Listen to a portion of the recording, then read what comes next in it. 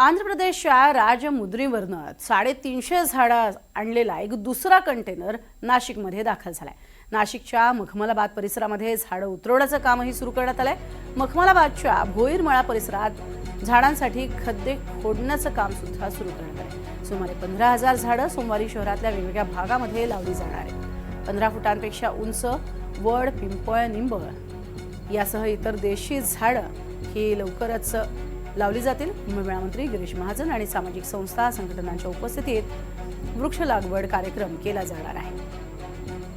तर कालच एकीकडे 15,000 झाडं ही दाखल झालेली आहेत आणि आता मात्र तब्बल 350 झाडं ही दाखल झालेली आहेत। राजमुद्री या ठिकाणावरनं ही देशी झाडं मागवण्यात आली आहेत। त्यासाठी नाशिकमध्ये मखमलाबाद या ठिकाणी खड्डे सुद्धा खोदण्यात आले। अधिक माहिती घेऊयात प्रांजल यांच्याकडनं, प्रांजल कुलकर्णी यांच्याकडनं। प्रांजल, एकीकडे तपोवनचा मुद्दा गाजतोय आणि दुसरीकडे अशा पद्धतीनं वृक्ष लागवडीचा कार्यक्रम आखला जातोय।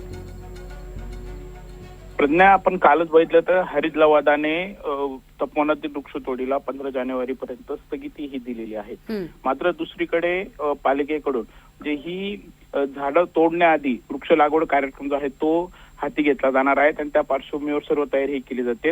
आपण बघितलं तर कालच आंध्र प्रदेशच्या राजमुद्रीवरून झाडांचा पहिला कंटेनर हा नाशिकमध्ये दाखल झाला होता आणि आता 350 झाडं घेऊन दुसरा कंटेनर देखील नाशिकमध्ये पोहोचलेला आहे।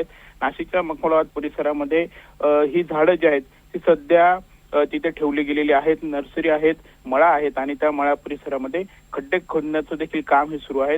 तिथे ही झाडं लावली जाणार आहेत।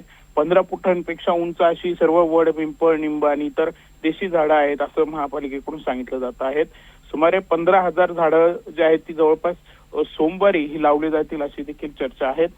यासाठी कुंभमेळा मंत्री गिरीश महाजन असतील किंवा इतर सामाजिक संस्था संघटनांनी पुढाकार देखील घेतलेला आहे। त्यामुळे निश्चितच आता याबाबत म्हणजे वृक्ष लागवडीचा कार्यक्रम असेल किंवा तपोवनातील वृक्षांना जो काही विरोध होतोय हा सर्व चर्चेचा विषय ठरतोय। नक्कीच। आणि एकीकडे आपण बघतोय वृक्षतोडीला होत असलेल्या विरोधाला हे उत्तर देण्याचाच प्रयत्न केला जातोय। तुर्तास धन्यवाद प्रांजल या संपूर्ण माहितीसाठी।